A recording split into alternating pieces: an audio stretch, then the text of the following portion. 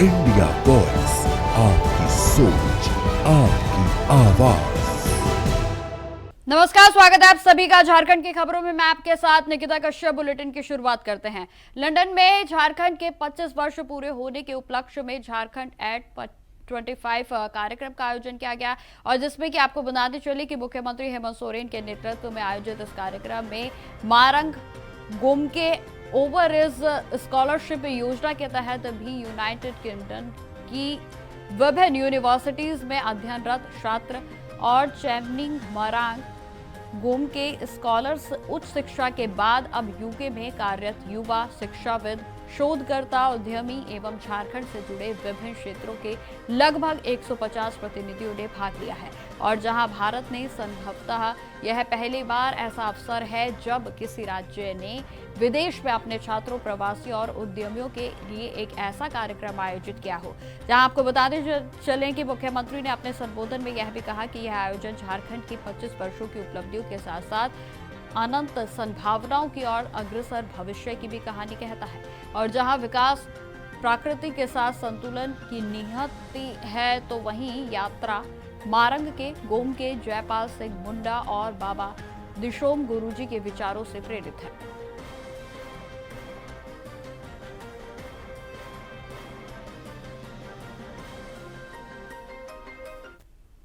खबरों में आगे बढ़ते हैं। बीजेपी के नवनियुक्त प्रदेश अध्यक्ष आदित्य साहू पद ग्रहण करने के बाद शुक्रवार को पहली बार जमशेदपुर पहुंचे और जहां परिसदन में आयोजित पत्रकार वार्ता को संबोधित करते हुए उन्होंने झारखंड सरकार पर जमकर निशाना भी साधा। उन्होंने कहा कि राज्य में अपराध के आंकड़े लगातार बढ़ते जा रहे हैं और जहां जमशेदपुर में बीते 12 दिनों से अपहृत युवा उद्यमी केरव गांधी का अब तक कोई भी सुराग नहीं मिल पाया है और जिले के एसएसपी भी इस मामले में कोई भी ठोस जानकारी नहीं दे रहे हैं। उन्होंने यह भी आरोप लगाया कि अपराधियों के बीच पुलिस का डर पूरे तरीके से खत्म हो चुका है और जहां कानून व्यवस्था पूरी तरह से चरमराई हुई है, तो वहीं आदित्य साहू ने यह भी चेतावनी देते हुए कहा कि यदि जल्द ही कोई कार्रवाई नहीं होती है, अपहृत युवा उद्यमी को सकुशल वापस नहीं लाया गया, तो वो बीजेपी कार्यकर्ता सड़क पर उतरकर आंदोलन भी करेंगे।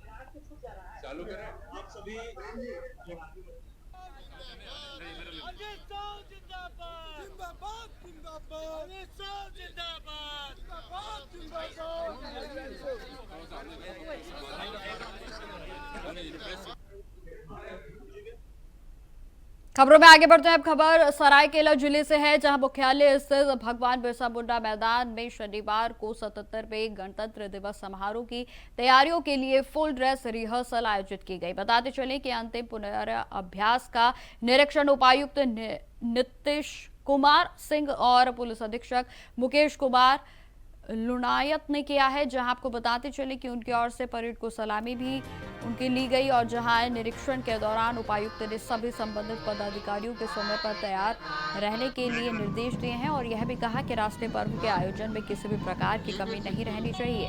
बताते चले कि पुलिस अधीक्षक ने परेड में शामिल सभी प्लाटून को अनुशासन और तालमेल बनाए रखने के निर्देश दिए हैं ताकि गणतंत्र दिवस पर आकर्षक और गरिमामय प्रस्तुति दी जा सके।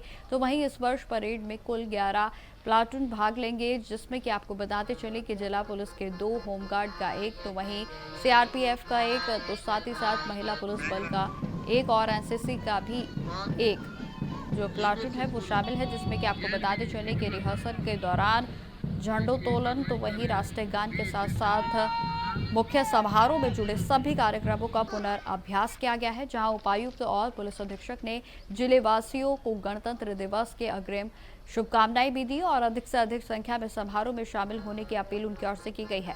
बताते चलें कि इस अवसर पर अनुमंडल के पदाधिकारी अभिनव प्रकाश, जनसंपर्क के पदाधिकारी अविनाश कुमार, अपर निर्वाचन पदाधिकारी सुरेंद्र उर्राव सहित कई जिला स्तरीय अधिकारी मौजूद रहे।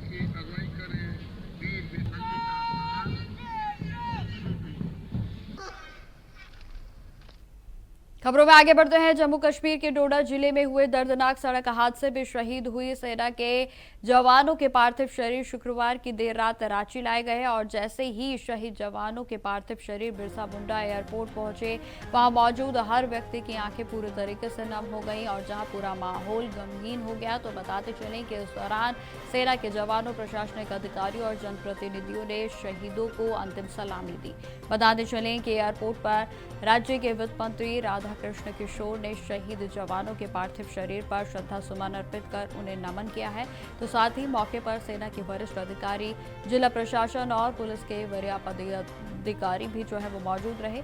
और जहां शहीद जवानों में रांची के तिरल निवासी अजय लकड़ा और पश्चिम बंगाल के पुरुलिया जिले के झालदा थाना क्षेत्र के अंतर्गत पुंडा निवासी 24 वर्षीय प्रद्युमन लोहारा भी इसमें शामिल हैं। जानकारी देते चलें कि जिनकी शहादत के बाद अब पूरे क्षेत्र में आंखें नम हैं।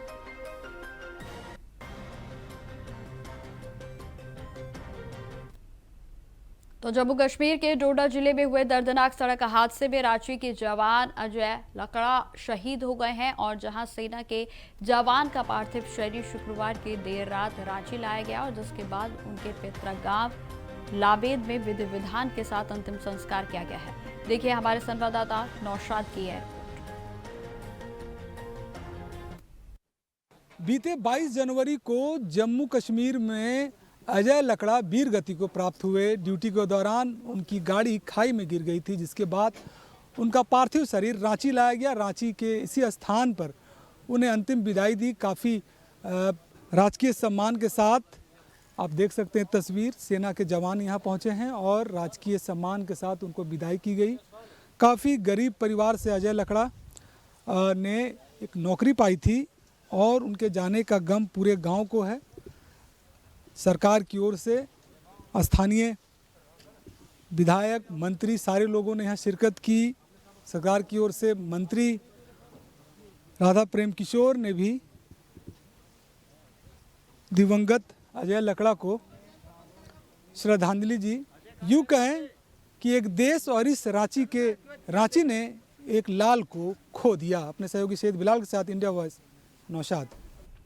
खबरों में आगे बढ़ते हैं। राष्ट्रीय स्वयंसेवक संघ यानी कि आरएसएस के सरसंघचालक मोहन भागवत शुक्रवार को 2 दिवसीय दौरे पर रांची पहुंचे और जहां अपने प्रवास के दौरान वे संघ की प्रमुख संगठनात्मक बैठकों में भाग लेंगे। बताते चलिए शनिवार यानी कि आज वे आदिवासी प्रतिनिधियों के साथ आयोजित होने वाले जनजातीय संवाद कार्यक्रम में शामिल हुए, जिसमें कि आपको बताते चले कि लगभग 500 लोगों की भागीदारी रही। इस संवाद का उद्देश्य जनजातीय समुदाय के साथ जुड़ाव को मजबूत करना और आपसी समझ को बढ़ावा देना रहा। जहां शनिवार की शाम यानी कि आज शाम वे आरएसएस के जो प्रमुख हैं मोहन भागवत, वे पटना के लिए भी रवाना होंगे, जहां प्रस्थान से पूर्व वे स्थानीय संघ नेताओं के साथ भी बैठक कर विचार विमर्श कर सकते हैं। बताते चलें कि रांची के एयरपोर्ट पर आगमन के दौरान उन्होंने मीडिया से कोई भी बातचीत नहीं की और कड़ी सुरक्षा व्यवस्था के बीच अपने गंतव्य के लिए रवाना हो गए।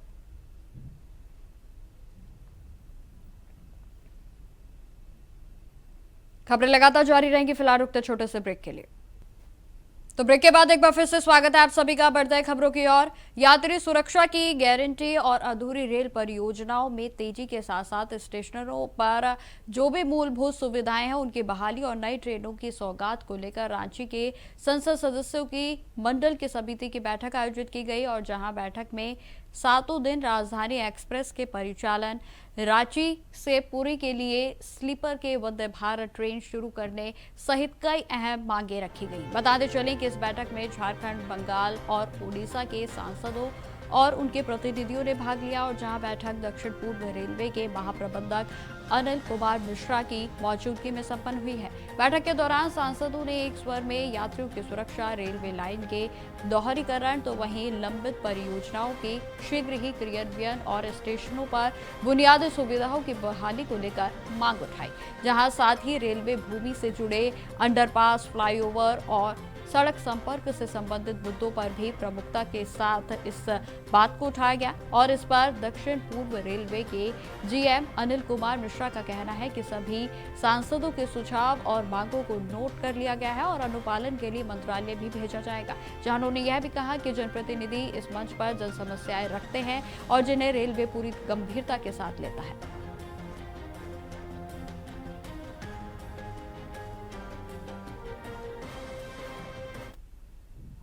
अब खबर जमशेदपुर से है, जहां परशुडीह क्षेत्र के स्थित ग्रामीण कार्य प्रमंडल विभाग की बिल्डिंग पूरे तरीके से जर्जर हो चुकी है। भवन का हाल इतना खराब हो चुका है कि कर्मचारी डर के साए में काम करने को बेहद ही मजबूर हैं और जहां कर्मचारी बताते हैं कि बिल्डिंग का छज्जा या कोई भी हिस्सा गिरने का खतरा हमेशा बना रहता है और जहां विभाग ग्रामीण क्षेत्रों में सड़क निर्माण और अन्य जरूरतों के लिए लाखों से करोड़ों रुपए के जो टेंडर है वो लगातार देता है, लेकिन स्वयं विभाग की बिल्डिंग और कार्यस्थल का रखरखाव ना के बराबर है। कर्मचारियों के अनुसार बिल्डिंग के अंदर की स्थिति खस्ता हो चुकी है और जहां वेतन के लिए मजबूरी में लोगों को काम करना पड़ता है, तो वही बिल्डिंग के फंड का आवंटन नहीं होने के कारण यह हालात बद से बदतर हो गए हैं। विभाग में लगभग 30 से 35 अधिकारी कार्यरत हैं, जो कि अक्सर काम चोरी में लिप्त होते हैं, तो वहीं जबकि ठेकेदारों के जमावड़े और टेंडर के कामकाज पर भी अधिक ध्यान नहीं दिया जाता।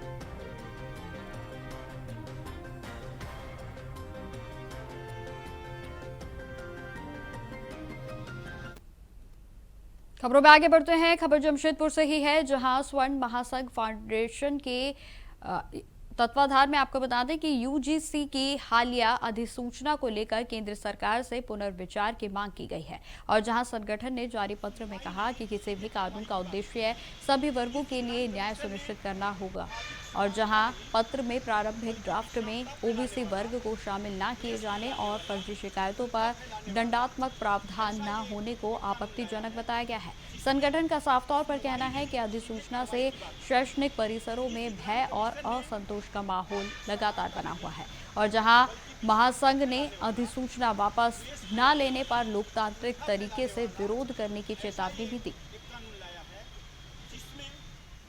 मैं इस काला कानून का विरोध कर रही हूँ। आज तक ऐसा कभी नहीं हुआ था जो एक कानून बनाया गया।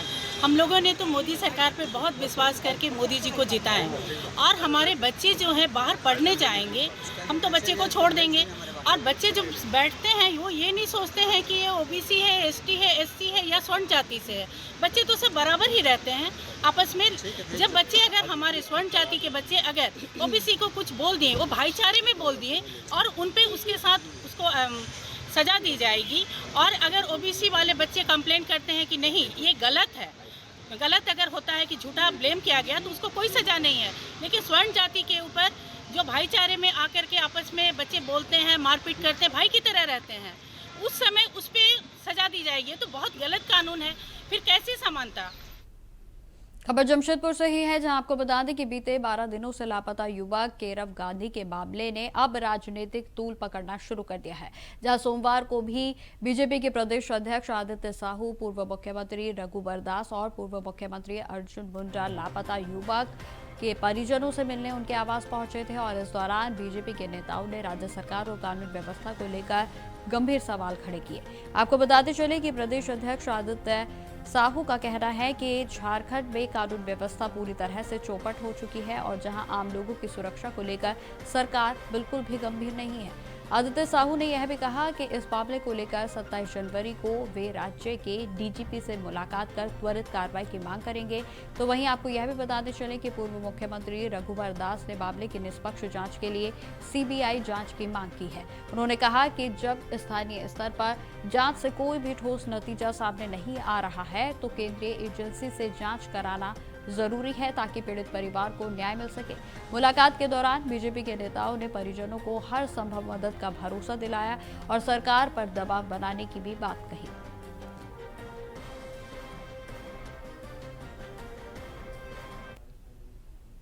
पलामू पुलिस को बड़ी कामयाबी हासिल हुई है। आपको बता दें कि गुप्त सूचना के आधार पर मेदिनी नगर सदर थाना क्षेत्र में पुलिस ने 8 अपराधियों को गिरफ्तार किया और यह कार्रवाई एसपी रेशमा रमेशन के निर्देश पर सदर थाना प्रभारी लालजी के नेतृत्व में गठित विशेष टीम के द्वारा की गई। बताते चले कि एसपी रेशमा रमेशन ने इस पर बताया है कि कुख्यात अपराधी सुजीत सिन्हा ने प्रिंस खान के साथ हाथ मिला लिया और जहां दोनों एक साथ आपराधिक गतिविधियों को अंजाम देने लगे और जहां गिरफ्तार अपराधी सिंगरा और चियांकी क्षेत्र में NHAI के 4 लेन निर्माण कार्यस्थल पर गोलीबारी की घटना को अंजाम देने की फिराक में थे। जहां आपको यह भी बताते चले कि गिरफ्तार आरोपियों में अमित चौधरी, आकाश शुक्ला, कौशल, नीरज, छोटन पासवान, अख्तर अंसारी, अविनाश गिरी और बोबी कुमार शामिल हैं। पुलिस ने इनके पास से 2 देसी पिस्टल, 2 देसी कट्टा तो वहीं 4 मैगजीन और 1 जिंदा गोली के साथ साथ मोबाइल फोन, 3 बाइक और दहशत फैलाने के लिए इस्तेमाल में किए जाने वाला एक पर्चा भी बरामद किया है।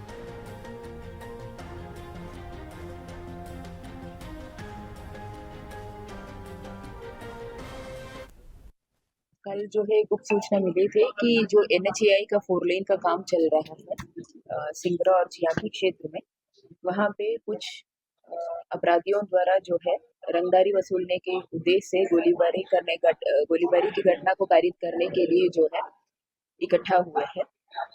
तो इसी के सत्यापन के लिए SDPO सदर के नेतृत्व में खड़वा और सदर थाना के पुलिस के ऑफिसर्स और जवान और TOP के जवान को इंक्लूड करते हुए टीम का गठन किया था और सत्यापन के दौरान जो है कुल 8 अपराधी गिरफ्तार हुआ है। उसमें से 3 लोग जो है चियांकी जो ओवरब्रिज का कंस्ट्रक्शन साइट जहाँ पे है वहां से, 2 जो है सिंगरा में जो 4 लेन अमानत नदी के ऊपर पुल का काम कर रहा है वहां पे, और बाकी 3 जो है वही NHAI के काम जहाँ पे तीसरा साइट था वहां से। कुल ऐसे 8 अपराधी जो है गिरफ्तार हुआ है। तो फिलहाल मेरे साथ इस बुलेटिन में इतना ही। देश दुनिया की तमाम खबरों की जानकारी के लिए बने रहें हमारे साथ। नमस्कार।